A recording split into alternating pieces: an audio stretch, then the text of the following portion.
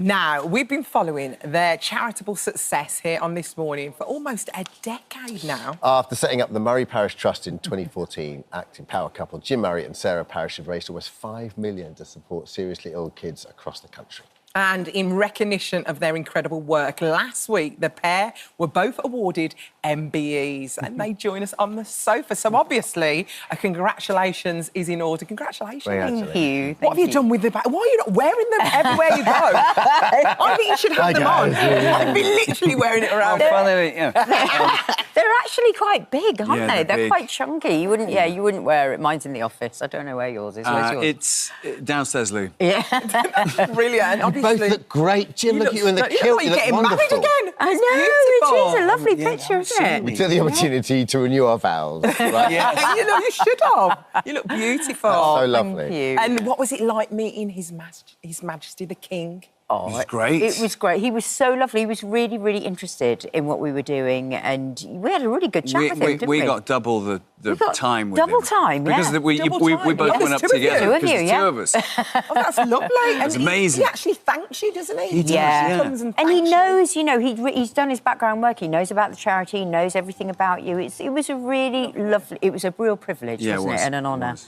Yeah. So talk us through where we are with the charity now. Go on. Well, so we were the Murray Parish Trust, which was, as we've just said, we raised around £5 million for paediatric facilities across the north. That's what South. South even the south. Sorry, I'm from the north. And that title, if you like, was associated very much with that effort. And we have noticed along our journey there is a huge need for the mental well-being of seriously ill children and their families. Huge, and there is no charity that's solely dedicated to that in the country. So we thought we would become that charity and step into that role. And because of that, we needed a new name, a bold new mission, and we've become the Imagine This charity, Right. where we imagine people, we invite people to imagine, what it's like to be going through that if you're unlucky enough to have a seriously ill child, but B, more importantly, imagine a world where there's hope and the support for every single seriously ill child and their family in this country. So that's the plan. By 2035, we want to support them all. We'd like to reach every seriously ill child by 2035. So that's your mission. That's our what mission. You're going to That's what we achieve. want have to accepted do, yeah. that mission. Yeah. Oh, I like this. So beautiful. And obviously it's all in memory of your daughter, Ella Jane, who passed away in 2009, aged just 9 months. Yeah. So when you talk about mental health of children, what happens? Do they normally get cured of cancer, but nobody looks at the deeper side of things? And Yeah, exactly that, Alison. You know, obviously, with the NHS, their priority is to medically look after the child and make them better, Yeah. whatever their medical... The mental health of the child goes by the wayside because there's no time, you know, there's no time, they don't have the money. And a happy child and a creative child is going to get better much more quicker than a child stuck in bed not doing anything all day. So what we hope to do is bring in drama, art, music therapy, yoga, meditation, things that Play. children can get behind and use their imagination, use their creativity. And that just sort of gives them a little lift, and their family as well. You know, more often than not, either the mum or dad's going to have to give up work to look after the kid, the sibling becomes the carer, the whole it's like putting a time bomb in a family and setting it off. That was such a good point you made as well. I didn't think about that. Like, you don't think about the aftercare, because you know, it's one thing to look after these kids mentally when they're there. Yeah. But then a lot of them could have PTSD further down the road. Many of them do. You know, they go on, they have serious problems in life with their mental health if it's not nipped in the bud at the beginning. So we want to get in there right at the beginning, make sure they're looked after, their brain is cared for as well as the illness that they have, and just set them on the right course, really. I love the fact that you're using what you know. Acting, dancing, music, drama. I mean, I've seen the change, and you see children go in to do acting. They're like a little shell. Yeah. They just literally open up. It's so soothing and so great for mental health. And we've got these amazing people working for us who can adapt all these classes to children who can't even get out of bed. You know, they can adapt anything they do to suit any child. So we really don't want to leave any stone unturned. We want every child to get this benefit. Speaking of adapting, it is incredible what you've done, because you've set up this charity, a very successful charity. And then, like anything, charities evolve, right? And the need evolves. And so to be able to carry on doing your jobs and to pivot, how hard is that? It's hard, but we're surrounded by We've got a great team. supporters. Yeah. We have a lot of volunteers, and we sort of pride ourselves a little bit on being a charity where very little of people's donations goes on the operating costs. It all goes to the cause, a huge percentage. We're still a kitchen table charity, Yeah. really, where we've got a few employees, but we try and keep the spend to a minimum. But to pivot on the mission as well, which is quite... It is. It's But hard we to underestimate found, how hard that is. Yeah, the mental health of children, especially over the last 10 years, has spiralled out of control. Yeah. And that's just well children. Seriously ill children, it's even worse. So, we thought this is a real gap in the system that we've got to fill it. I'm not sure whether it's spiral, it's just suddenly there's a spotlight on it. Yeah. And especially since COVID, as you were saying earlier, since lockdown, the alarm bells are going off about how much need and support, especially seriously ill children, need. Imagine that news landing on your doorstep. But it's not just the children as well, it's their families, Yeah. siblings, parents Yeah. as well. You're going to help them as well, aren't you? Yeah, the whole thing. Yeah. How's you got a 15-year-old now? Yeah, Now, Nelly, Now, She's how is good. she? She's The great. kitchen table is more like this. I'll be there in a minute. Those two What time did she again. get up? Yeah. I can guarantee she won't be watching this. She won't be watching this. We told her we another were on. world. She was like, yeah, right, great. What channel? But we hope that she'll do a bit of work for charity. I mean, we sort of said to her, look, you get the word out there at the school, because we're always trying to get people involved, because we can't do it without the public's help. We rely solely on public support. Yeah. So Absolutely. we've said to her, make it your mission, get round that school, make sure all the parents get on board. You know what? It's going in. She's watching you. She's watching everything. You're juggling life, you're juggling work. I know you're in a Netflix series together, but you're not working together. No.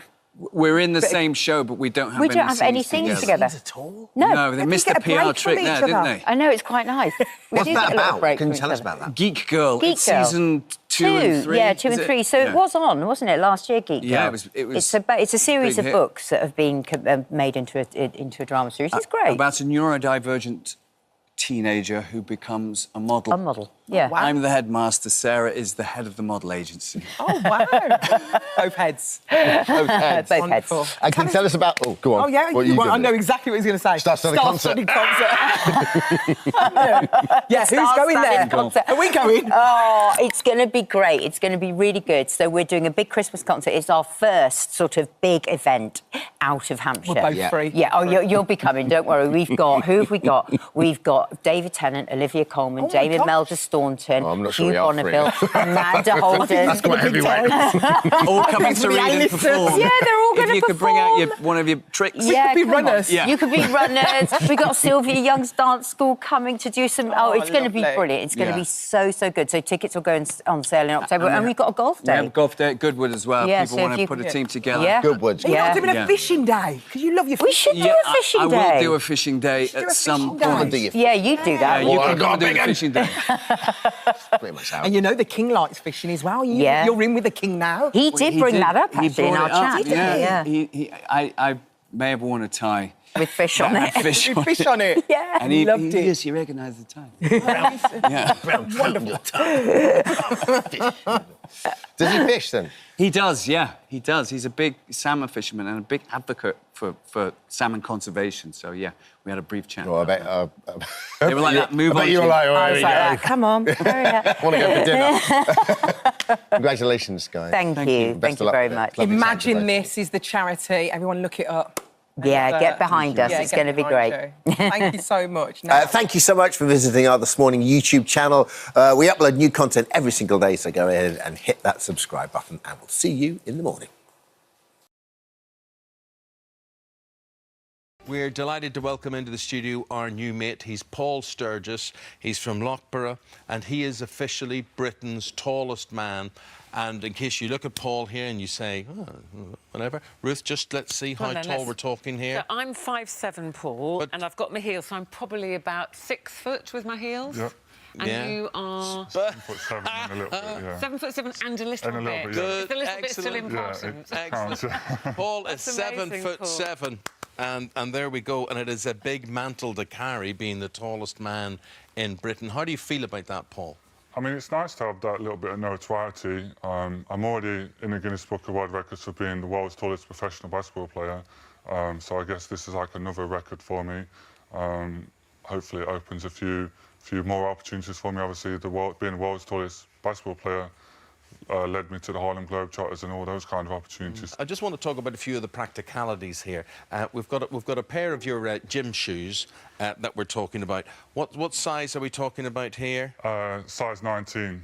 19. Yeah. Okay, that's So how what we difficult is it for you to get shoes and clothes? And It's actually, the clothes is not that hard. If I'm in America, they have like a lot of bigger, taller people over there, so I can actually go to some shops and get it off the rack, really. But shoes is quite hard. Obviously, I've got to search on the internet. The team is sponsored by Adidas, so I get sent a lot of stuff from them. So it's not as hard as you would think, but harder than the average person, I guess. Okay, so that's shoes and clothes. All right, what about other things? What about cars, for instance? I would imagine it's not every car that you would be suited to. That's the worst thing, really. Getting a taxi must be horrendous. I mean, I don't drive here in England because I've not been able to find a driving instructor with a car big enough for me to learn to drive in. So that's obviously one of the big perils I'm going through right now. And obviously going through doorways and things like that is obviously quite difficult for me. But obviously I take the negatives with the positives because obviously there's a lot of positives. But obviously driving cars, going through doorways, showers, things like that. travelling, because you go all over the world with the Harlem Globetrotters. What about plane seats? Well, the airlines are always really, really good to me. I get upgraded. I would say 95% of the time I've travelled first class or business class, courtesy of the airlines. They upgrade you for a bit more leg room. Definitely no complaints What about there. when you were a kid then, Paul? Were you an extra tall kid very quickly, or did this happen in your teenage years that you started getting so much taller than them? I was tall. I was one of the taller people in my class, but I wasn't like overly tall until I was about 15. And then between like 15 and 16 a little bit, I grew a foot in that year. And it was pretty rapid. And was that ever a problem for you at school? I mean, people often talk if you're a bit different than anybody else, you know, it opens you up to some bullying or name-calling. To be honest, no. Obviously, I was always surrounded by a good group of friends. My upbringing was always really, really positive. Obviously, I could have shied away and obviously gone negative, and I mean, obviously, I wouldn't be where I am today. So I definitely use it as a positive. I was always really, really sporty. So obviously, it was an advantage in some sports, obviously basketball. I wouldn't argue with you. I have to stay on the court. But what I think's really good with you is that, I mean, you could so easily be coming on here to talk about, you know, ways in which this works against you, but you seem to be a very positive sort of guy, and you're saying, look, well, this has made me me, and it's given me a lot of opportunities in life as well. Yeah, absolutely. I'm really, really proud of who I am, and obviously the height makes me that. I actually use my height as, to go into like primary schools. I do like a lot of visits in primary schools. Obviously do basketball with the kids, but I do an assembly where I talk about like anti-bullying, healthy eating and things like that.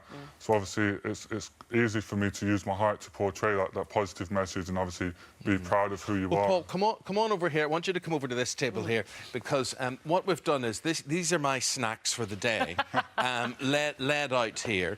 But basically, accumulatively, if you were in training, how many calories have we got here that would maintain your energy and your power? I usually aim for about 7,000 calories when I'm on tour, because I mean, obviously we play every day and obviously training a couple of hours a day. So being such a tall guy, I have to maintain. And obviously I want to gain a little bit of weight as well. So obviously we're running every night to playing games, so I have to make sure I'm eating a lot of food. And as you can see, you're a furnace. You're just burning all of this up. Burn the calories, yeah. Could I ask you, right, OK, the sporting career, it looks like it's over, it's come to an end. What about the future? How then would you adapt work-wise for the future? Well, I mean, basketball's still there for me, but right now I'm obviously expanding my horizons a little bit and obviously maybe exploring an idea of going into acting. I joined an agency a couple of weeks ago and she seems pretty positive about... Here or in America? Here. And obviously she seems quite positive about some work that's upcoming in America, so fingers crossed that kind of takes off. I mean, there's a niche in the market for tall people, I guess, and I'd be perfect to fill that void, I guess. Wouldn't you just? You would be just. An absolute pleasure meeting you, my friend. Thank you. Thank you very much indeed. That is Paul Sturgis. He is, and this may not come as much of a surprise to you, the tallest man in Britain, and that is official.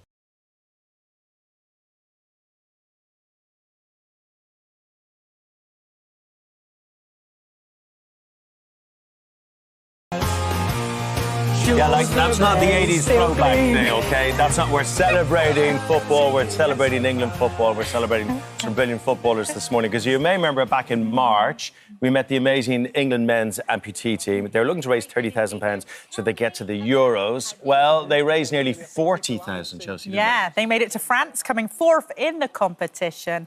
And now another team of sporting heroes want to live out their dreams, the Lioness amputee team. Well, we need to help them out. We need you to help them out. I'm delighted to say Rebecca, Shelby and Sarah are here to tell us all about it. How are you? Hello. So good. Great. So excited to see everyone. And so we've got to get you ladies to the World Cup in Colombia. absolutely. Okay. Absolutely. You're going to bring it home. Coming home all day. That's what I like to hear, Rebecca. Yeah. How much do you need to raise? £30,000, I believe. I think it's more of a, you know, it's a continual support in the sense of, you know, this is just the start. This is just the foundation. Us starting this is the foundation. We've got, you know, 3-4-year-olds that are coming up, and if they've got that opportunity to be supported throughout their childhood and into their adulthood and bring home more trophies, then there's nothing else we can ask for. So, Shelbs, we'll start with all your stories, but Shelbs, can we have your story? Because you were actually a professional footballer before you had your leg amputated, weren't you? yeah, so I was due to go to America on a scholarship and kind of do my studies and stuff over there. I was then diagnosed with a really rare form of bone cancer in my pelvis, so I had to kind of put it on the back burner, but I was fine. I'd been misdiagnosed for so long, so I was happy that something was able to be done.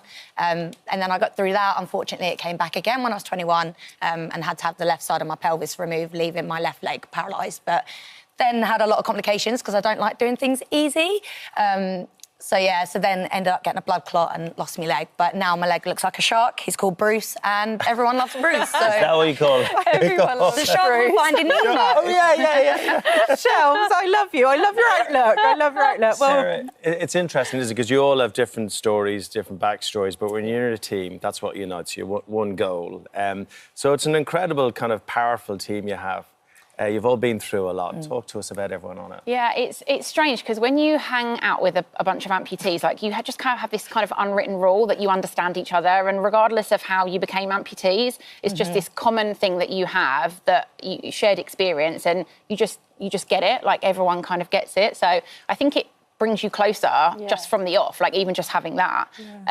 But yeah, as a team, you know, like you say, we've all got our different stories, different reasons of, you know, why we got here, but the feelings behind are all very similar, similar, how we adapt and overcome. So, and Sarah, you say you found sport quite tricky growing up. So can you believe you've fallen into like a football team and you're about to go to possibly a World Cup? It is insane, yeah.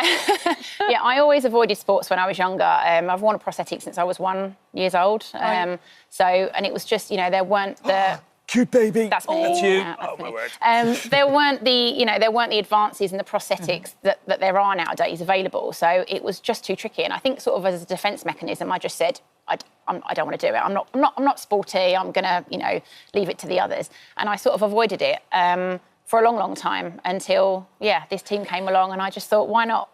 Sarah, I don't know how you girls do it. We try to reel them in, and then they get stuck and they can't leave. We're just all in love with the game. You reel them in, Yeah, she does. He's stuck now. Do you know what's amazing about it, though, is when you watch the sport itself, how incredibly technical it is. Yeah. Because Rebecca, just describe how you play at home, because you're all on your crutches, So- and there are a lot of rules around what you can use, not use. Tell everyone about that. Exactly. So basically, every amputee has to take their prosthesis off.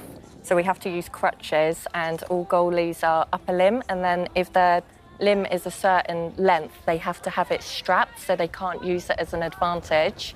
And the physical endurance it takes to actually get up and down on a pitch is crazy.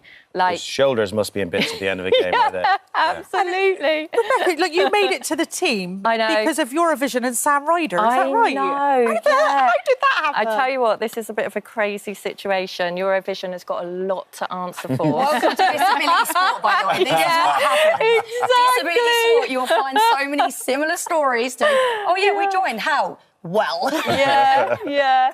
So basically, Sam Ryder, he wrote a song, I Am a Mountain, for Autobot, Beautiful and song. he actually wrote it before he became massive. But he wrote it around our amputee community and all the struggles that people have faced and the challenges that they've overcome. So he was really inspired by that. So when he was asked to go to Eurovision, he brought us all on stage with us because he said, right, OK, I wrote this song for them. They have to be with us on stage. Amazing. And did he see you climb Kilimanjaro then? Was that it? Or no, you climbed Kilimanjaro, yeah, didn't you? I know. I did that in 2019. That was an awesome experience. I was having a pretty tough time at the time. I was separating with the children's father and going through some like mental challenges and everything. And I did that, and it really kind of got me thinking that our mind within reason is much stronger than our physical form. Just proves she can and do we anything. Can. She all the time doubts all herself. of us can. Do you know what I mean? But I grew up in the 80s, so there was not much awareness around. Well, there wasn't any. I didn't know any disabled people, and we want to do it for those little girls, don't we? Absolutely. Well, that's what you're doing, actually, is I think possibly the most important thing. Yeah. Inspiring Futures young people, let them know it's possible. Exactly. We want to get you... You went to the Euros, you want to go to the World Cup in Colombia, so this is your chance. Speak to the nation, Shelby. I'll let you drive it here, OK? There they are, camera 2 over there, the red light. Number 2, I got Tell them what you need and how you're going to get it.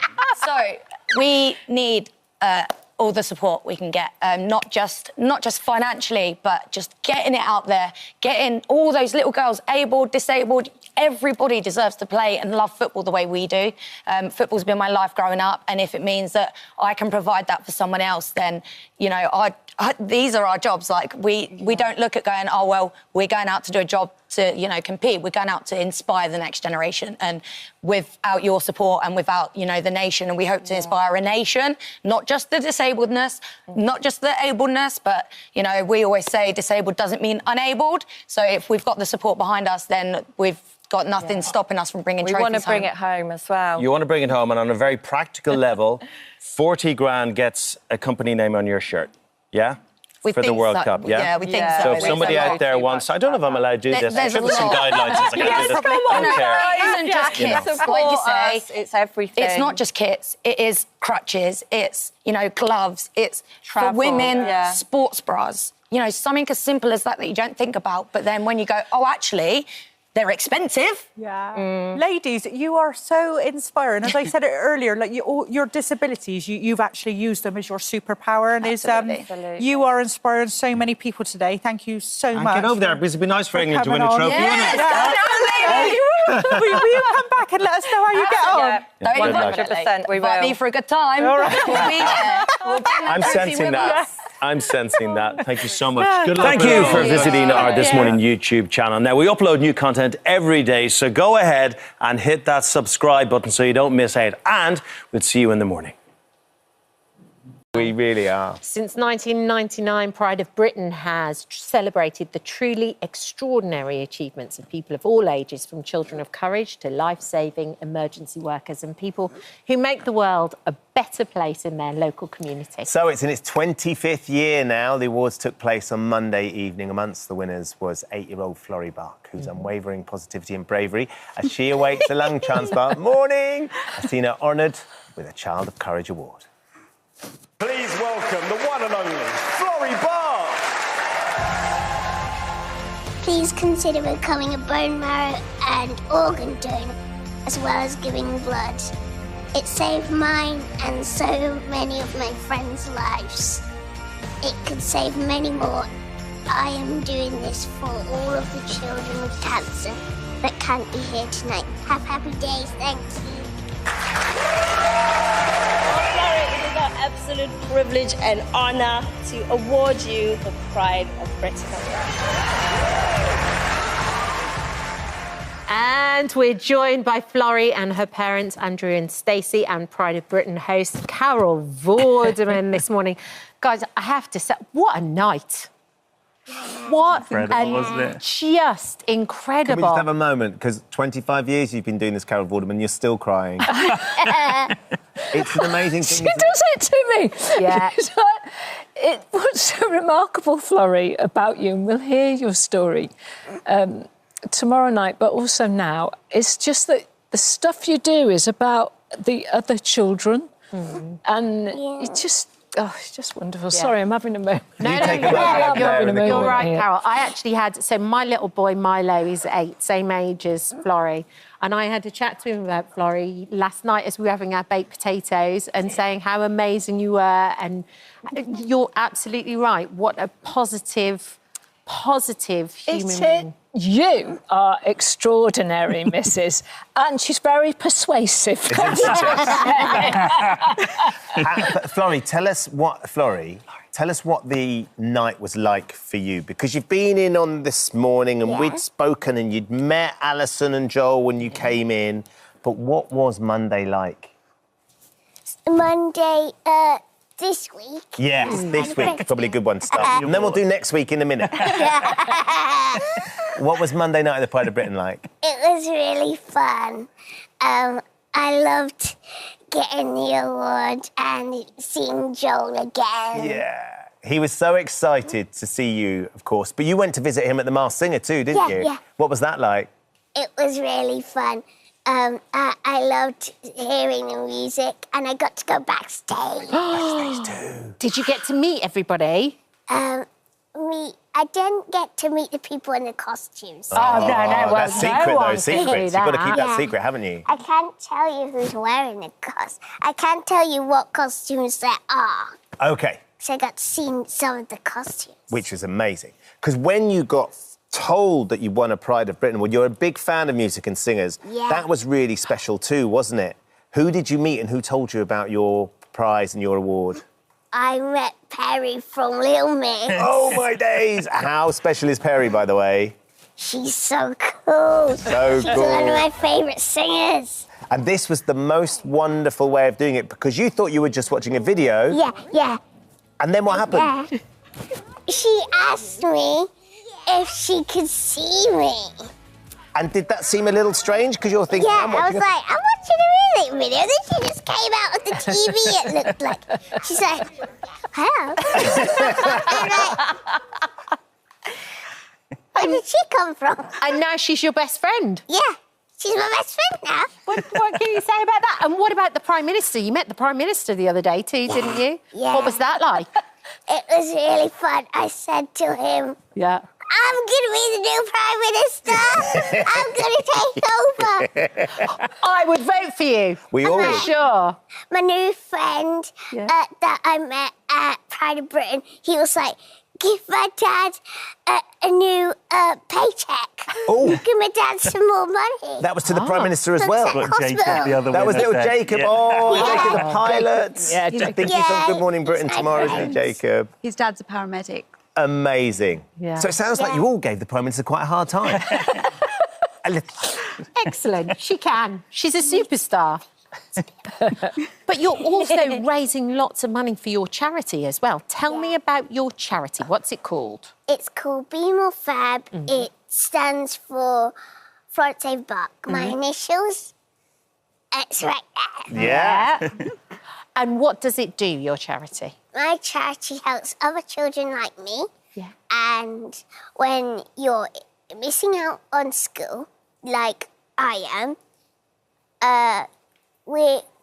when we are big enough, we got to get some teachers, and now we have enough money to get free teachers for our charity because of how much we raised the other night. Wow. That's brilliant, because we raised loads of money, didn't we? Those teachers will be able to go into the hospitals and help with the children and give them some education and stuff? And sometimes even at home. Even at home so too. providing tuition at home for children that are off, but they can't go attend school because their immune systems are too compromised, or they're still having treatment. So to be able to provide online tuition and some tuition in the homes for those children, as well as then support in schools by going in to talk through the challenges of having a child that's diagnosed with cancer, actually being able to explain to a group of... So, for example, when Florence was first diagnosed and she was 5, and they had to tell a group of Year 1 children what cancer is, why, and so that's a really difficult thing for a school. So actually we want to be able to provide that support with schools so we can go in, do workshops, assemblies, be able to explain it in a child-friendly way, which is what Florence has done, recorded lots of videos explaining what cancer is so that children it seems a little bit more relatable. Yeah. And that's one of the reasons we've all got to know you so well, because you've got such a massive online following. You're an influencer, Florence, aren't you? Like all the superstars. Carol, it's always an extraordinarily special evening. It really, really is, isn't it? And 25 years, I mean, we talked about Peter Willis, of course, your great friend whose idea with you was the Pride of Britain, who's sadly not with us. Yeah. And as a celebration of the silver anniversary of Pride of Britain, it was one of the best I've been to. Was it, Ben? Yeah, Did it you really feel was. That? I felt that.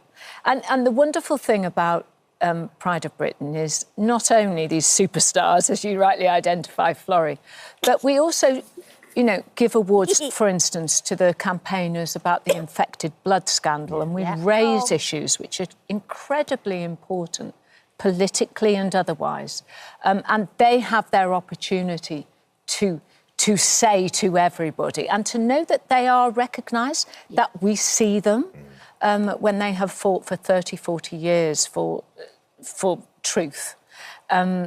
So all sorts of incredible people. I mean, lots of happy moments. It's a celebration, isn't it, Florrie? Yeah, everyone, had really nice stories. Everyone was so nice. Yeah. That we all became friends. Yeah. And I say that we have our winners' dinner, don't we, the night before, where we go and we meet everyone. And everybody meets the other winners. Yeah. Did you find that was good, Andrea? It was lovely, wasn't it? It was. Yeah. And you see the other people. So when you go into the room, it's like a team. Exactly. We felt like that settled everyone's nerves massively, and I think just everybody then being in it together and just hearing other people's stories was the most inspiring night, sitting here and then Because there's being a able thing, to isn't talk there? to each Because other. Florrie takes all this stuff in her stride, but Andrew and Stacey, I mean, going down the red carpet can be quite an intimidating... It's intimidating for us doing it. Yes. But for you guys, how did you feel getting ready and going and doing it? It felt really surreal, but we were just concentrating on Florence and Freddie and making sure they were OK, and Florence absolutely thrived on that red carpet. Yeah, she did. Freddie seemed a bit shell-shocked at some stages, but he loved it too, so... So, Florrie, what was your favourite moment of the whole night? If you had to pick one. I loved meeting everybody and meeting the other winners, speaking to them and meeting some of the other people. I loved meeting the dance group, Diversity. Yes. Now Yes, they're going to do yeah. something. They're going to do something with our charity. They're going to do a dance workshop. Amazing. It's gonna be so fun. They've invited us to go to the place. Oh, you'll love it. It was very funny. Ash said to Florrie the night before, he said, well, I've got, 1.8 million followers on TikTok. Is that enough? She went, what about Perry? He said, well, he's about 2.5. It was like, Ash. She definitely knows how to work a room. She for does. sure. Takes no prisoners, do you, Quite Florrie? right, No, too. Get that message out. And now then, Florrie, on your rider, Kat was talking to you the other night, and she was saying, what would you like in your dressing room? I remember it was fruit and vegetables, especially strawberries, and Sour Patch apples, the ones that are really sour that make you close Do your eyes. you love those sweets that sort of really make you wince? Oh, it doesn't do that to me. I just love You just love it. them. Well, look, we've got one last present that we did to Training Dressing, which we thought our boys love Is these. this the one you wanted? Do you like Are these? these ones good? They are gluten-free. Are they? They are gluten-free as well. Oh, I'm into those. Very similar. It's actually called toxic waste. So if you don't wince eating these, I will be super impressed. But our boys love them. I know your boys love them as well. They do. Florrie, thank you for being so special, being fab. Thank you. Can't wait to see what happens as well, because you announced the total from what we raised the other night for your charity, but also once the show goes out on Thursday night. Absolutely. Everyone else QR will do code straight to the GoFundMe. I wonder how much we're going to have then. You'll be able to wake up Friday morning and find out. Yeah, be sweet. Thank you, Florrie. Thank you all for coming in. Thank you so much. Thank you. Carol, lovely to see you. Thank you. What are we going to do now? Well, I don't know. Should we just thank you for visiting our This Morning YouTube channel. We upload tons of new content every single day. So hit the subscribe button, like all the videos, and don't miss out. We'll see you in the morning.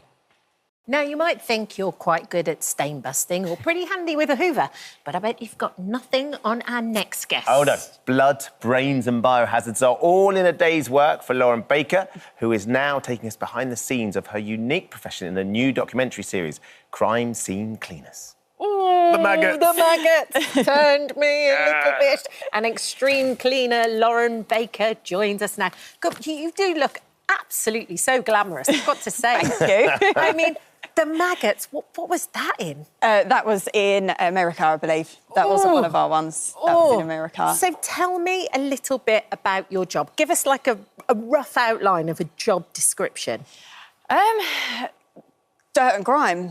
Dirt, grime, filth, anything, that can cause harm to the human body is what we do. In all capacities? Yes, yeah. So that could be where someone's bowels have exploded, to an unattended death where they've then passed. It could be needle sweeps, it could be hoarded properties, it could be mental health crisis cleaning, it could literally be anything. Can we just go back? Did you say bowels had exploded? Yeah. Yeah, so when you pass, your organs start to shut down.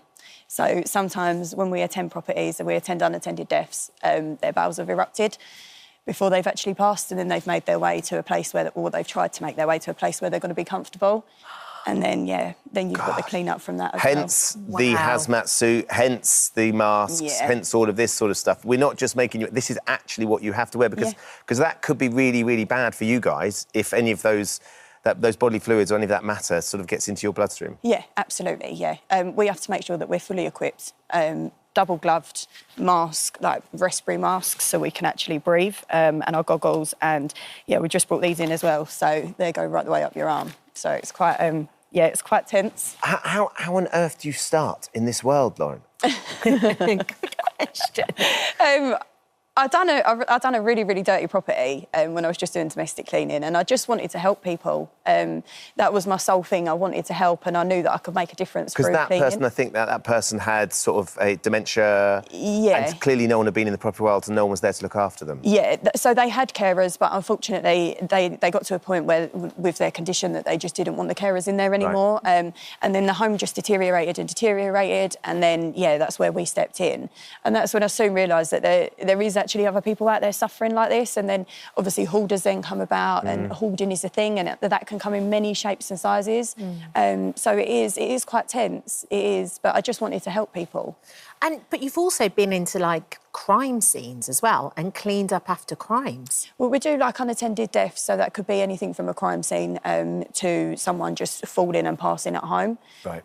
Or it could be where there's been an assault or something like that has happened, and then we're the team to go in and clean that up afterwards. And Lauren, do you go in there and kind of try and guess what happened as well? Because obviously you've got... CSI on it, yeah, you would. Yeah. Like my brain would start going, OK, well, that's there and that's over there. What happened when? Yeah, so we do sometimes, like, obviously, I think that's just natural instinct, isn't it? Like, anyone would sort of walk in and be like, oh, my God, how did that get there? And how did that get there? And you do sort of... Yeah, I suppose you like to think you're a little bit of a... Detective, yeah, but obviously we're not. We're just cleaners. Miss Marple with the gas mask. Yeah. You went to one hotel room that had... Essentially, you're walking in, it is like a scene from a film. There's blood all over the place. Yeah, a lot of people don't realise that these things do actually happen, like, on a day-to-day basis. We did attend a hotel room once, and we was just told that there was a couple in there that some arguments had broke out. And, it was... There was blood everywhere. Wow. I wonder, because it's one thing us talking about it and being sort of very stepped back from it, removed from it. But for you to actually go in there and do it and deal with these things on a daily basis, does it ever get quite tough for you, understanding that this is happening? It can do. Your unattended deaths and suicides, more so than anything, they can be quite difficult. They can be quite tough ones to deal with. How do you process it? You become sort of not immune, but you do sort of just... It's a job at the end of the day, and somebody has to do it. Yeah. Like, somebody's got to do that job. You take great pride in it as well, don't you? I do. I absolutely love my job, and I wouldn't choose to do anything else now that I'm in this line of work. Like, I wouldn't sit there and think, oh, I'm going to go back to fully employed and go and work back in a pub or anything like that. I couldn't. I really enjoy what I do, and I meet so many different people, and I help so many different people on a weekly basis, and that for me is everything. I love helping people. Yeah, because you're so respectful in the dock as well. Like, you do a thing where you open all the windows. Oh, I've got to open the windows. You've got to open the So, windows. like, You've got to let them be free. let the them spirit go. Like, you don't trap them in there because they passed in there. They didn't obviously want to pass in there. Yeah. So you've got to let them go. Like, do the windows and let them be free. And I do walk in. I do have a little chat with them. You're quite spiritual about that sort of thing. You believe that they're there? Yeah, I believe in... Yeah, I don't believe that you pass and that's it, you're gone. Like, your spirit leaves you and you've got to release them, open the window. So I sort of walk in, I go, oh, hello, love, you all right? Like, if it's an old girl or if we've had, like, a gentleman or whatever, I'm like, oh, hello, mate, you all right? Like, you can go and be free now. And I open the windows and, yeah. I mean, my team sort of look at me and they're like, are you sure? No, I get it. But can you tell when somebody has died? Do you actually get that information? Or is there something about the room, like, can you tell when somebody's died? Not always. Right. Not always, because sometimes, like, we've been called to clean-ups where there isn't that much clean-up. You may have, like, a tiny little bit of blood. And you haven't got that much clean-up. But obviously, you've still got to carry out your same process as what you would do if you had, like, an extreme clean-up.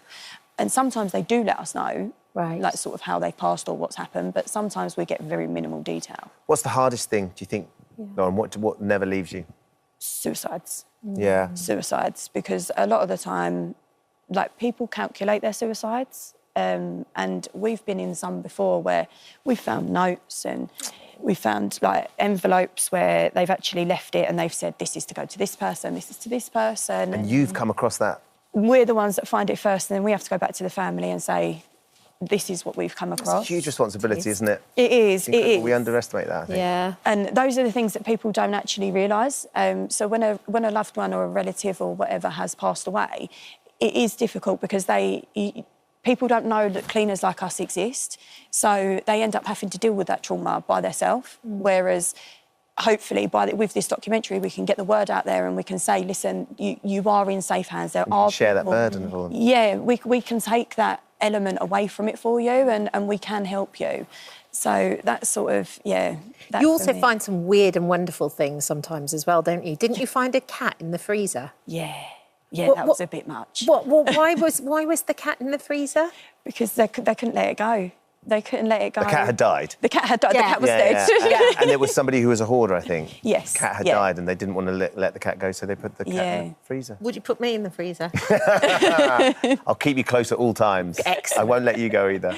But yeah, that was more of it. They didn't want to let it go. They just couldn't part with it. But I did sort of have to step in and say, this is not hygienic. You can't have this in there with your food in there as well. We need to... Can we go and bury it in the garden? Yes, have a little ceremony. Yeah, let's have a ceremony. And we very much did have a bit of a ceremony. And I was like, come on, we can do this. Like, let's do it together. It's like a counselling service as well, really Lauren. It's is, amazing, isn't it? absolutely amazing. It's been lovely to meet you. Thank you for coming in. Thank you so much for having me. Thank you for visiting our This Morning YouTube channel. We upload new content every day. So go ahead and hit that subscribe button so you don't miss out. And we'll see you in the morning. If you're scrolling on social media, you'll find it hard not to come across the Gaza twins. Yeah, the pair are famous for their skincare advice, beauty tips and fashion hauls, but there's one small thing that makes them stand out. They're only 8 years old. This is Johnny with a dream. Let's talk skincare. Get ready with us to go meet our teacher. Let's do a night routine. I'm thirsty. Refreshing. Next up, some blush. First, I'm gonna take off my eye patch. That's so smooth. My gosh, guys, I'm obsessed with my makeup. Look at that glow. Oh my gosh. OMG. Rub, scrub, dub. Well done. Nice and fresh. Gotta keep those wrinkles away. Go play outside. Okay. Wow, this was such a good idea. I know the lighting is so good out here. Thanks for the tip. So cute, guys. I'm obsessed. So cute. Gorgeous. So Coachy cute. and Haven girls are joining us now from Oklahoma alongside their mum, Adria. Good morning, girls. Lovely to speak to you all. How are you doing? Good. Good morning. Thank you for having us. Our pleasure. Adria, tell us how this all started. What made you first think that you and the girls could create this extraordinary influencing empire? Oh, gosh. Well, I never, ever imagined that from the start. It really just started when the girls were babies. I would dress them up. They're twins. And so I like to dress them in matching clothing. I would post pictures of the day. Oh, wow. And then when we were locked down during COVID, I had to find a new outlet to kind of do that. And so we started creating videos. That's the only reason I downloaded the TikTok app, was to create a video. At the time, it was the trend called Flip the Switch, where you switch places. And so Haven stood in with me and we did the Flip the Switch trend. I posted it just so that I can have it to share on my Instagram and Facebook with my friends and family. And when I logged back into TikTok about a week later, we had tens of thousands of likes and views and followers. It was insane. Wow. And then from there, it developed more into cosmetics and skincare, right? Well, they were 3 when we started. So yes, over time they've grown and developed new interests. And so then when they were about 6 years old, they started asking me if they could get moisturizer. And I was like, okay, sure. They saw me using it in the mornings. They wanted to get moisturizer. So I did some research into some skincare products that were going to be appropriate for their age. And we went shopping. Haven, we're looking at some of these amazing little videos that you've made. Do you remember that first video that your mum asked you to make with her? And how did you feel making it? I felt good making it because I thought I was like all famous. So you felt like a bit of a star doing it? Yeah. And Cody, what happened to you? Because am I right in saying that you weren't really up for that first video? What? You weren't really up for that first video, the Flip the Switch? Oh, yeah, I was mad.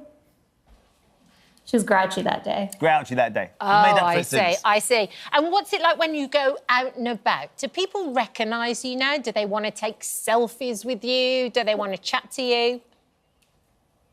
Yeah, like all the time when we just go out to public, they always just say, hey, can I have a picture?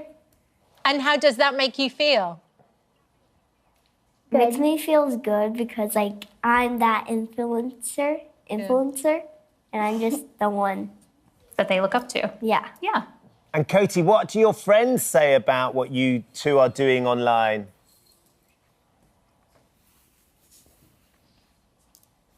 What do your friends say about it? Oh, they don't really like do it as much because they play soccer. It's like a sport where you run and stuff. Cody is more of the sporty girl, and then Haven is my dancer. And so I'd say Haven's friends probably tend more to want to do the beauty, skincare, makeup routines than Cody's.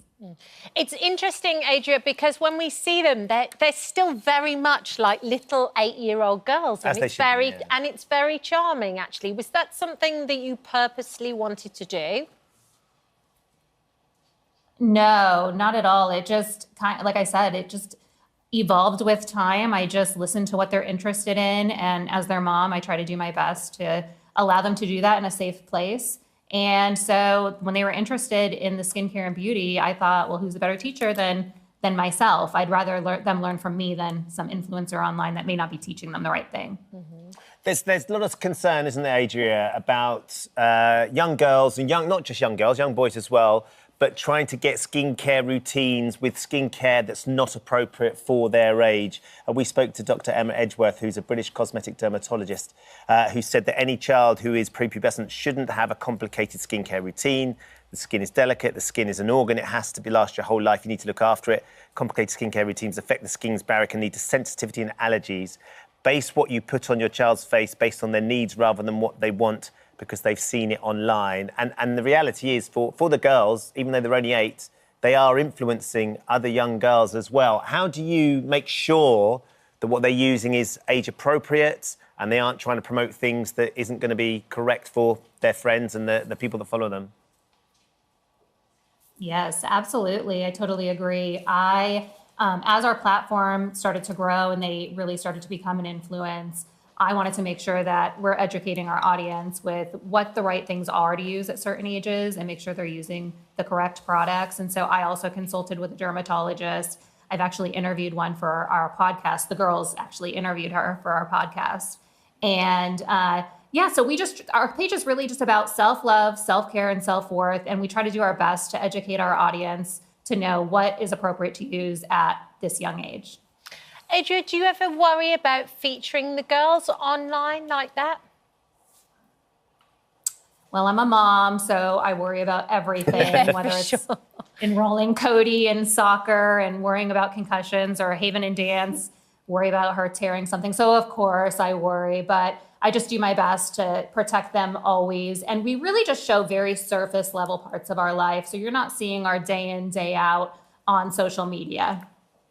Well, look, we appreciate you getting up super early to speak to us this morning. I've loved watching the videos, girls. They're really, as Kat says, they're very charming and fun. Yeah. Really, really good fun We'll have to watch. send you some of our headbands. Yes, I please. feel like you need one of those. I feel like I'm missing a headband. Have you both got to go to school now? Because you've been up very early. What's the plan? They're going off to school. We're going to stop at Starbucks first, though. For a bit of a treat. There was a smile there from Cody. I love Lovely. that. Thank you all Thank for you, joining us girls. this morning. It's lovely to meet you. Thank you so much for having us. Oh, hello. Take care. Thank you for visiting our This Morning YouTube channel. We upload tons of new content every single day. So hit the subscribe button, like all the videos, and don't miss out. We'll see you in the morning. And the great man Edwin joins us now alongside his daughters Diane and granddaughter Laura, who's responsible for most of the playlist, I imagine. Morning to all of you. Good morning. Edwin, Good morning. thank you for coming in. So singing's always been part of your life, hasn't it? Yes, it has indeed. Talk us when did you first start singing? And what I was did a you do? little boy, choir boy in the church. Yeah. I had the pleasure one year, Christmas time, once in Royal David City. Lovely. One of the choir members, the kiddies, sing the opening verse. And one year I had the thrill of singing the opening verse as the choir and the clergy walked down to pray through the church. And then you were in the RAF and you sang in the RAF, didn't you? Well, I didn't join, I was conscripted in those days in the RAF. And for a little while they had a dance band on the station when I first went in, and I said, can I sing with you boys? And they said, yeah, sing with us. So I sang with the dance band, just a few songs, you know. And then, of course, I went abroad and spent a couple of years abroad and came back home, wanted to sing. So I took singing lessons. I went to Miss Violet Russell, L-A-R-M, for my singing lessons, and I spent about 2 years singing lessons, and I learned how to sing. I learned how to be I was a tenor, and I learned how to reach the notes and whatever. And then from there it went on, and I performed at Easter time, Olivet to Calvary and the Crucifixion and Messiah, and I was tenor soloist in these productions. Yeah. I hardly call them productions, but I was a tenor Always soloist. been part of you then, isn't it? Yeah. And I went on from there singing, and then I did quite a lot of acting, and I did pantomimes and all sorts of different things, singing all the time. There was one pantomime I was doing, and they had a group that were doing a little dance, and so the director said to me, Edwin, you get in the group and do the dancing. When she saw how I danced, which was absolutely awful out of step, she said, Edwin, I think you better move over there. I was about to say it's a triple threat. Very discreetly, she said to me. Right. So you've always been a performer then, really, your whole life from a young age. But, you know, 9 years ago, you did stop singing, didn't you, Edwin? I did, yeah. Yeah, Well, can you tell us about that? Yeah, I lost my wonderful wife 9 years ago, who was so supportive and helped me with everything I did. And I just didn't want to know. I didn't want to sing. I didn't want to do anything, you know. Married for 60 years. My mum and dad and her mum and dad were friends. Actually, her mum and dad made my mother's wedding dress. Right. So I'd known Margaret all my life. Yeah. And it wasn't just the 60 years we've been married, but it was all the years before we were married. I mean, Edwin, you have racked up millions and millions of views. On your TikTok alone, you've got 9 million likes. You must, you know, be a local celebrity now, or even a worldwide celebrity, because this social media is everywhere. What do you think Margaret would have thought of it all? Oh, she'd have been thrilled to pieces. She would, you know, wonderfully supportive. She would have been, and you know, I can't really say how supportive she was, and she would have been thrilled to pieces. Oh. Let's bring in Laura and Diane. So what got him back on the horse? What was it? I think he says, and I totally believe this, he got a message from my mum saying, you must sing again. Yeah. You must do this again. You love it, you must do it. And so we found a local studio in Bournemouth, and we went along, didn't we? Yeah. And it just went from there, really. He started singing, thoroughly enjoyed it, knew that my mum was watching over him and was sort of supporting him. And he just carried on and on and on. And then the new management and AR. So, Laura, was it your idea to put your granddad on TikTok? Well, Liv, my twin, initially said, why don't we do it? And then we sort of thought about it for a few days just because, we were concerned whether it would land on the right side of TikTok, whether we would get nasty comments. But we thought, we presented it to Grandad, obviously, and everyone. And then we thought, yeah, why not? Let's just do it. And it obviously has landed on the right side of TikTok. Do you have any idea how much this would blow up? Oh my gosh, no.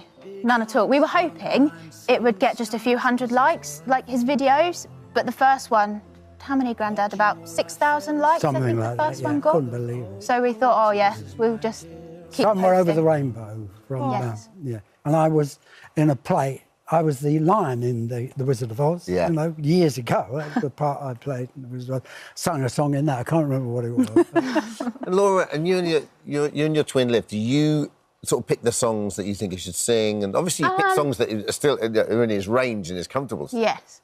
Well, Grandad obviously has the songs that he likes to sing, but for TikTok, we try to see what's sort of trending at the minute. Like a couple of years ago, the Sia Snowman was trending a lot, so we got him to do that. We just sort of see what's sort of viral at the minute and present it to Grandad. Some of them he does, some of them he's not so keen on, so he doesn't do. Edwin, what's been your favourite new modern song to sing? Video games, I thought was a... Video games, yeah. To be honest with you, video games, some company wanted me to sing video games. I did. I hated every note of it. Why? It's such a nice song and it's so comfortable. And it's had 3 million likes. You've got to give the public what they want, Edwin. All right? Well, we enjoyed it. We enjoyed it very much. So You like it now, though? Oh, I like it now. Yeah, but, I just can't remember. These girls give me these songs to sing, and they say, "There, Grandad, you've got to do this one. This is really going to town." I've never heard it before, so I get it, download the singer on the computer, sing it about 1,000 times with the singer. So I get to tonight, then I get my backing track, which very often my studio guy, who is absolutely brilliant, Arthur in Sizzle Studios in Bournemouth, fantastic, will make a backing track for me. And then I will sing to the backing track. But it's not easy, I might tell you. Singing the songs I've always done, the Bing Crosby, Frank Sinatra's, and, the songs are easy to sing. You always get a little bit of lead, a little bit of, the melody in the songs. But these ones today, you just don't. Yeah. Do you know what made me laugh this morning? So I asked everybody in the office, I said, where's Edwin then? They said he scooted past the office quicker than any guest we've ever had. They said, there is no slowing this man down. Yeah. Edwin, what's next for you? And what would you say to anybody out there that's thinking about taking on a new hobby like you have? I would say to don't give up. I mean, old people, some play the piano and they stop playing the piano. So I say to them, get back and play the piano. Well, you're a singer, well, sing. Do you like doing this? Well, don't. Just because you're getting old, you're not getting old these days. Do what you want to do and don't give up. And you'll live another 20 years. Yeah, but that's honestly, it's brilliant. I love that. Not even advice, it's like a mission statement. Vote Edwin! Edwin, thank you so much for coming in. Thank you, Diane. Laura, it's so good. Thanks, We'd Laura. love you to perform for us now. Hopefully one of the songs you like. If you'd go and get ready over there on our stall, if you would, please. That'd be lovely. Thank you so much. Thank you, Edwin. Oh, I cannot wait. Can we have a little round of applause for Edwin, please? Thank you. There we go. Thank you so much for visiting our This Morning YouTube channel. We upload new content every single day, so go ahead and hit that subscribe button, and we'll see you in the morning. How beautiful is that? It was the music. It's lovely, isn't it? Thanks to her Care Home's TikTok account, Joan's video has already been seen by 200,000 views. She joined us alongside her granddaughter, her favourite granddaughter, Nicola.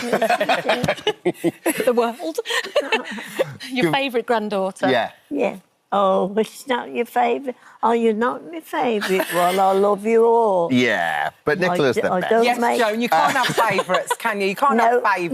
Not in a family. No, but she's the one that's on telly, isn't she, with you here I've now? got 24 grandchildren. Exactly, they're all your favourites, aren't they? Everyone. I'd just say, they are, just so you don't have really. to remember all their names, I'd just say Nicola is your favourite. Yeah, Makes life just say easy. Nicola. She rocks. So, Joan, how did this happen? How did you go viral, Joan? What were you doing, Nan, at the home with Sophie, putting your makeup on? Yes. And then what happened? How many people saw you? Thousands. Can you believe it? No, I can't. And was you reading all the comments and everything, what they were saying about you? Well, not all of them, because I didn't want to read the dirty ones. You're not going to tell me there wasn't a few. There's a few dirty ones. I think they were all clean, Nan. You're all right. No. And all you was doing is putting on your makeup, and this is something that you do every single day, and you think you should put your makeup on. Every day. When I get up, I go down, I have a wash. Yeah. Then I start to put my clothes on. Yeah. I think, right, makeup, where are you?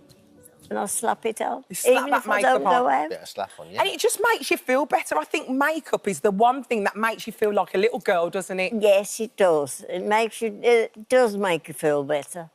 If I go outside, if I go to the dustbin and I'll be going wrong thing, get in the house quick. Joan, you're 103 years old. I can't believe it. You don't look a day over 70.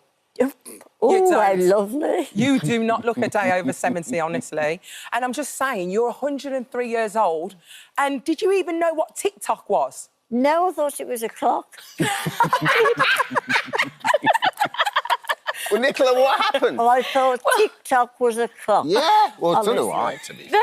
I mean, I don't know too much I never about knew what it But you're a viral sensation. Everybody loves you. And everyone's taking your tips now Yeah. to put their makeup on. Makeup tips. God, I've got no tips to give you. You're just doing what you're doing, right? Yes. And they're loving it. Nicola, how did this all come about? What happened? So Nan has always put her makeup on every morning. I've never seen Nan without a makeup. No, She's you always haven't. glammed up. No. And then the one morning, lovely Sophie from Millcroft Care Home, she was there and she, I'll take a video of you, Joan. And it just went crazy. Yeah. I saw it on my Facebook page and I was like, oh, look, showing around the family, look at Nan. We were like, oh my goodness. And then when next time I visited Nan, Sophie was like, look at your Nan on TikTok. And Nan kept saying, what's going on that clock? What's going on about that clock? And the maddest thing is, you got over 200,000 She did. views. I mean, She it's probably did. We more were- than that now. It's Yeah. probably at 500,000 by now. This was on the 14th of April. You've gone viral, and all you did was put your blusher on. Yes. Next thing you know, you're getting freebies sent left, right, and centre. Everywhere, yes, everywhere. And everybody's coming on and going, ooh. Everyone's bowing. And Joan, has your technique changed at all through the years, or are you doing the same thing you did when you were... No, I just do just plod along, do the same old thing. Wonderful. And you know when you put your blusher on, do you smile to put the blusher on or not? No, I did at first, and then I thought, well, when I drop that, it might... I don't do it.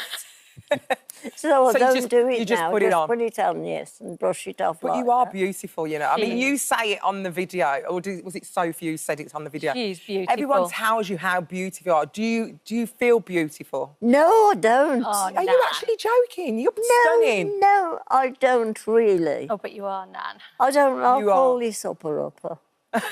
She loves a downer. Well, can you give us a little bit of a demonstration, Joan? Because we want to get a few tips, because obviously we're on this morning. It's a big show.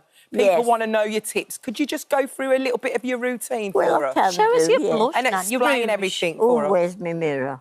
Do you want me to hold your mirror? Is No, rouge I blush? can't Is it do the it, same just thing? I didn't know that, but yes, it Is is. it? Stick your rouge is on, a- Nan. And Yeah. that's a blusher, isn't it?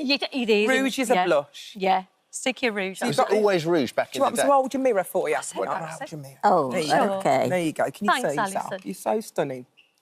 There you go. I've got to So what are you wash doing now? What are you doing first? What have you just done? Just wipe it straight on with a sponge? Yes, just give it a wipe over, you know, and I think of always how much on there. If there isn't, you have to put some more on. Right, OK. So there's your mirror. Go on, bang it on. See, you're already beautiful without it, to be fair, but you are even more beautiful with it. She doesn't need it. No, I'm not. I'm just an old woman. Come off it. You're not just an old just woman. an Do you know old woman. something? We're all going to be there. Well, We're hopefully, lucky. Hopefully, I will get to 100. And we're all going to die together, so it don't matter, does Exactly. it? We all go to the same place, don't Of course we, we darling? do. So just talk to me when you see me there. Without a doubt. Don't ignore you. Don't When ignore your you. tutorial's up there. I shall have my stick in the fire if you ignore Come on, put me. some on me then. Give me a little bit as well. Come on. Oh, wait Don't share the love. Wait a minute. What about me? Oh, stunning. Well done, Nan. Just flick it on. Oh, you look Flick stunning. it Let's on. have a look. That's all it Flick is. on. Come on, give me a bit then. Oh, I'm right. ready. Come on. Now, Muller, don't be so hasty. All right. Oh, I can't turn round. All right, got me. Make me look beautiful. Oh, you're beautiful enough, you are. Oh, thank my Wow, dear. Nan, well done. Don't make me even though. Make me even. Go on. Now, Henry. stop it, will you? What have I told you? You are a lot older. You've got to respect your elders, ain't you, Bab? Of course you have. I'm older than you. Am I? I don't know. You don't look it. I bet you're so proud of your grandma, aren't you? Yeah, she's my mate as well. Come on, even me up. Don't leave me hanging. I've got 24 grandchildren. Yeah. 25 now, but And she always says, I'm the best out on hand. I'm your best friend. Joan, I've only got one cheek done, come on. I I've know. got the rest of the show to do. Did I tell you not to moan? You did. Yeah. Well, shut up then. Now, shut up and behave yourself. Thank you. Can I have a kiss? I'm You're lovely. Oh, You are love lovely. it. I know you're only playing. You're so gorgeous. You really are. Thank you so much. Well, we got the tips. Just bang it on. Bang Yeah. it on. Yes, look, right. bang it on now. Great. Oh, look good. She's going to do me during the break. Let's go in there. Lovely. Joan, Thank thank you, you Joan. for coming on the show. Thank you, Nicola. Thank you for having us. You look beautiful. Oh, hello. Thank you for visiting our This Morning YouTube channel. We upload tons of new content every single day. So hit the subscribe button, like all the videos, and don't miss out. We'll see you in the morning. When did it start, the bullying at school? Just the start of October. And how bad was it? Really, really bad. In what way? Well, I got pushed up against a wall and I was left lying in a park and stuff. And why were you bullied? Not actually sure. Did they ever give a reason for No. what it was? And your best friend tried to intervene, didn't she, and go and approach the bullies and say, why? Why her? But she didn't seem to get any answers. No. Can you explain then, how does it make you feel to be bullied? Because you're a gorgeous, lovely young girl, but what does it feel like? How do they make you feel? It made me feel really left out and alone and sad. Yeah, you don't want to feel like that. And you went to the school, didn't you? You went to the head teacher's office. Yeah. And what was said in there? That she doesn't have any proof that it's happened and I have to go away and she doesn't believe me. Did you feel supported? Did you feel like you had somebody to talk to or turn No, to? I felt like I had no one to talk to. How does that make you feel? Yeah, really it's tough, isn't it? That is tough. You were aware that it was going on because, as we've I said... wasn't too aware at the beginning. Yeah. Until I had found some pictures in her room that she was drawing of herself. Pictures of her with knives to her throat and drawing her own gravestone. Gosh, that must be really scary. Bad. She was coming in from school crying, straight into her bedroom. She just wouldn't talk to anyone. It was really isolating for her. Where do you turn as a parent? What do you do? Well, I was getting in contact with the school. They weren't really taking it seriously. I wasn't getting any replies. I didn't know what else to do. I spoke to some friends on social media, and one of my friends was on the Bikes Against Bullies UK group. She put us in touch, and the rest is history, as they say. Well, let's find out a little bit about what Bikes Against Bullies do. So how did you begin this? Where did this start? Because this is a sort of a worldwide idea that you brought to the UK. Yeah, so my children were bullied extensively for 12 months. And then last summer, I was getting support from similar organisations in America and other places. And one of the relief my children got from the bullying was to take them to motorcycle events. Right. So it just seemed to make sense just to set one up in the UK. Yeah. And from there it's just exploded. And Well, you're all volunteers. Yep. Are you a midwife? I am a midwife. Midwife, that's your job. So bike enthusiasts, they bring their bikes. There's about, I didn't realise, there's 5,000 of you up down the country, which is incredible. And so how does it work? What do you do? Because you don't rock up at the school, do you? No. So a parent or a friend will get in touch with us and let us know that there's bullying going on. We get in touch with the parents. Straight away, thanks to our partners, Bullies Out, they get qualified support for the family and the victims. And in the meantime, we see what we can do, and we organise a support event where we get bikers from the local area, we get bikers that are willing to travel long distances, and it's all about just showing the victim that as a society we don't accept it, that we're there for them, that we care. That you're not alone. To try and give them some confidence and give them a boost. So your day, this special day that you knew nothing about, was on your birthday? Yeah. So where were you? I was at my house. You were at your house, and then what happened? How did it all unfold? Well, my mum said, I got surprised if you go outside, so we were standing there for a while. Then all the bikers came down the road. And this is it. And that makes an almighty sound. Because we can hear them outside the studio here, so look at that. And what were you thinking? I was, like, feeling everything. I was so excited. And from feeling isolated and alone, like you just said, those bullies made you feel, to look out of your front door, to get on a bike. It's a great picture. It is a great picture, to see all of those people there for you. What did that do for you? It just helped me and made me know that I had someone to talk to. Yeah. And has the bullying stopped? It's not stopped, but it's got a lot better. Good. And for you guys, I mean, there is a vetting process because I suppose you've got to wheedle out the people who say something just to get you there.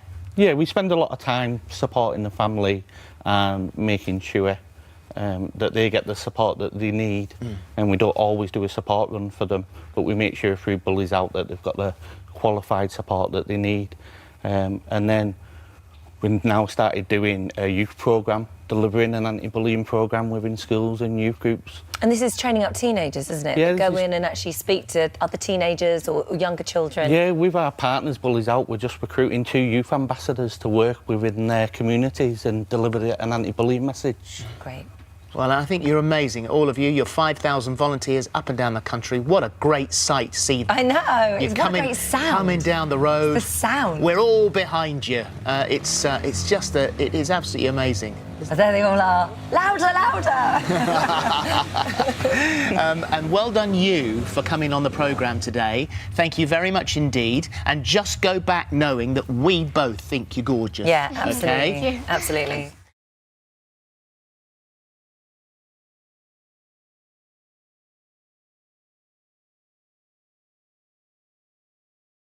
Cynthia Erivo and Ariana Grande. There's 2 best friends from Manchester making their magical Hollywood debut. Yes, 10-year-old Karis Mungole plays young Alphaba, while Hattie Ryan, she plays a munchkin. Good morning to both of you girls. Morning. Morning. Now, how long have you been mates? Because you've been mates for a very long time, haven't you? Yeah, around 7 years. Maybe, no. Around 7 or 8 years. Yeah. So how did this all come about? Did you both have to audition? Did you tell each other that you was auditioning? Tell me what happened. So, I think at the time... So, first of all, we did a self-tape with us 2. Yeah. And then I think from Karis said that she got from the self-tape, I think she got it straight away. Did you say? But at the time it was a secret because everyone else had to get a recall. Got so ya. even though she's my best friend, I couldn't tell her. Oh, my goodness, you had to keep that secret from each other, but you both understood. Yeah, I didn't get it straight away. I did a self-tape like Karis, and then after the self-tape, I did an audition. Right. And then from the audition, I got it. Lovely. So tell me this, did you get to meet Cynthia and Ariana? Yeah. So she got to meet Ariana. And I got to meet Cynthia. What were they like? Ariana was so pretty. She speaks really high. Does she? Was she in a big pink She's like dress? a princess. I can imagine that. And what was Cynthia like? Because you actually got to go and see her fly, didn't you? Yeah, she's talked about this already, but there was one time on set and she was flying and I was just so amazed because at the time I was 8 and she's amazing. She's so brave to go up to the ceiling and fly. And they accidentally heard me in the monitor saying, wow. Really? Did you get to fly as well? Yeah, I did. What was that like? Was it terrifying or was it really exciting and exhilarating? At first, it was a bit scary because obviously you've got to get used to it. But as it went on, I got used to it and it was exciting. I mean, what an experience. There you are there. Look at you playing young Alpha. Gorgeous. And then, Hattie, you played a munchkin. Yes. Did you actually get to hold Ariana's hand? I did. But is it also true that you actually shut down production because you wasn't very well? Yeah. What happened? So, one time on set, it was quite windy and there was lots of like grit and stuff on the floor. Yeah. And it all flew up into my eyes and I started rubbing my eyes. And when I rubbed my eyes, because I'm ginger, I started going all red. No. And I started going all red and then I can't film because I'm all red, obviously. Because I wasn't red for the rest of it. Yeah, because I wasn't red for the rest of it. So I accidentally sent everybody home. They were like, the Queen can't do it, so we have to shut down everything. Can I just say, your outfits today, very, very Giving us interesting. wicked vibes, They're giving right? me this wicked vibes. And I was just wondering, have you done that TikTok yet? You know, when they go, I'm a witch and you're it. Have you done that yet? Yeah. Have you actually filmed it yet? We have, yeah. Can you do it for us? Go on. Because it's my favourite thing ever. All right, stand up. You got your cameras. This is your moment. Ready? Go for it, girls. Here we go. Alphabet, Glinda. Alphabet, Glinda.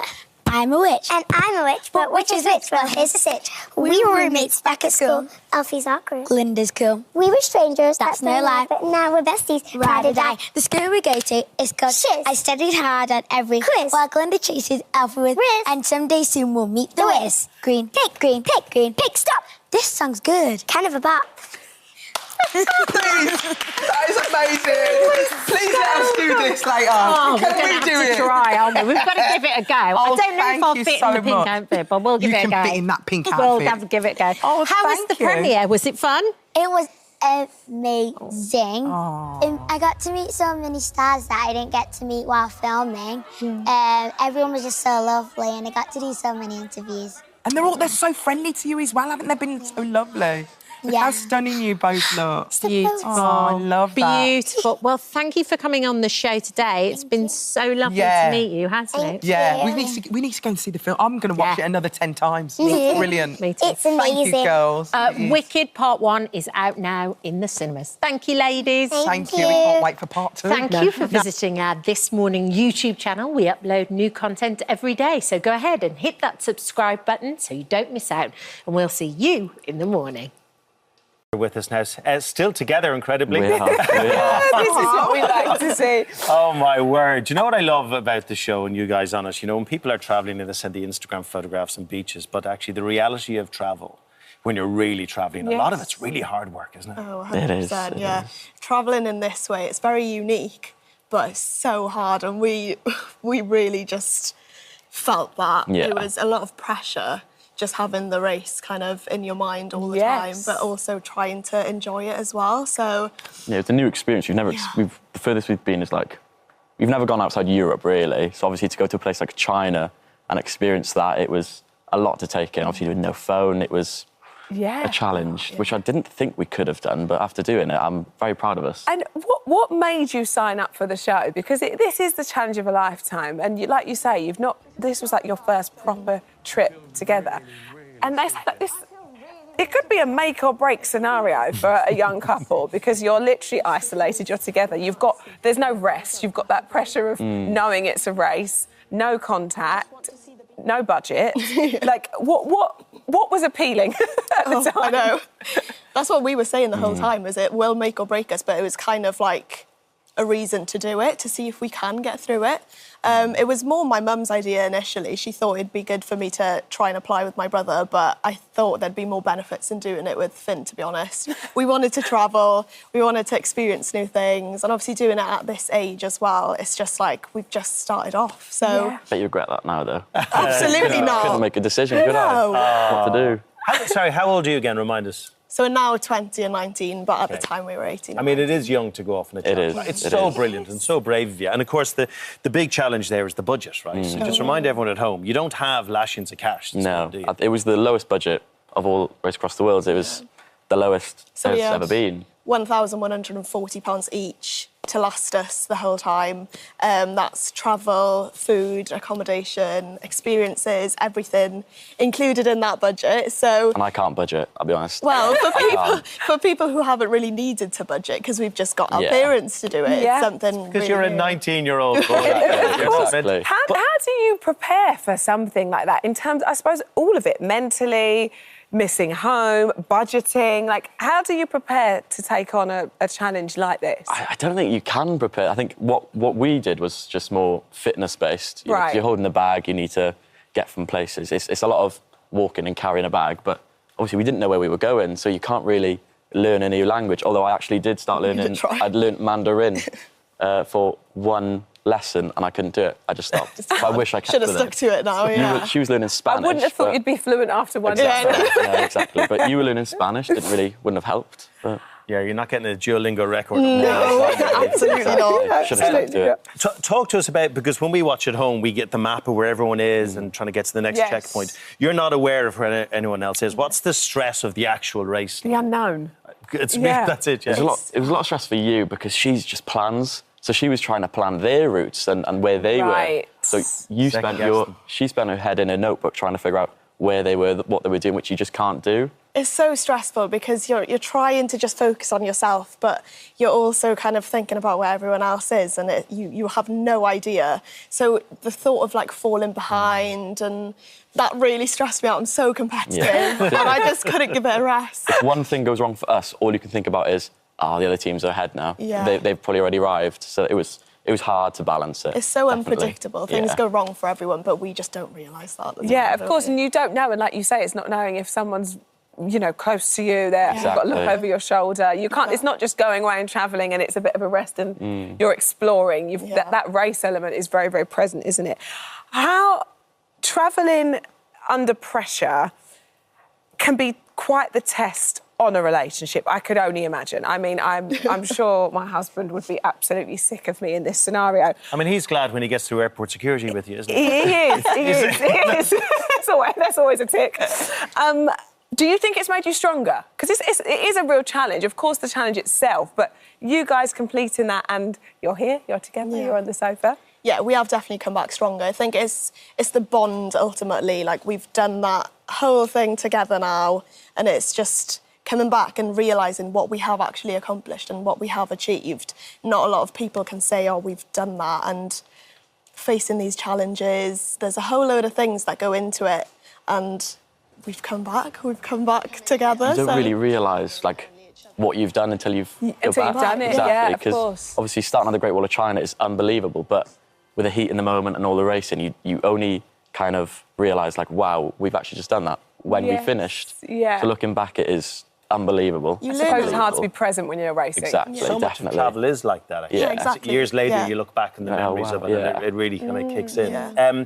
You had the added challenge of diabetes, which must have been difficult when you got into far-reaching kind of corners of the world. Yeah, well, I mean, I've never really had to travel with my diabetes before. It was something new that I was... Yeah, so it was hard, wasn't it? I mean, the new foods, new cultures, the heat can bring it down, stress. It was so much things to balance that. Language barriers on the labels. Exactly, no one else had to do. And obviously, buying sugar then was with our budget. We didn't get any extra things. So it was new, but... How are chicken claws for diabetes? Completely fine, actually. No sugar, no carbs. Didn't need insulin for that. Noted. Yeah, but I wouldn't have them again. All right for diabetes, not all right for the taste bud. And have you got the travelling bug now? Is this the end, or is this something that's really fueled you? Far from the end, I think. As soon as we came back, we went straight to Australia. Yeah. Thankfully, no budget. Otherwise, 3 days in. Yeah, we wouldn't have lasted. We wouldn't have lasted, no. Well, we can't wait to see what's next for you. Really, really Good on you. exciting. It's lovely isn't meeting. it? South America. Yeah, that's what I want to go do. back to Nepal. Oh, well, seriously. you go. Oh, wouldn't you love to be that age with all that travel ahead of you? Absolutely not. Wonderful. Enjoy it all. Do it all. Do Lovely it all. talking to you. Oh, lovely. Race Across the World continues tonight at 9 p.m. on BBC One. Thank you so much for visiting our This Morning YouTube channel. We upload new content every single day, so go ahead and hit that subscribe button, and we'll see you in the morning.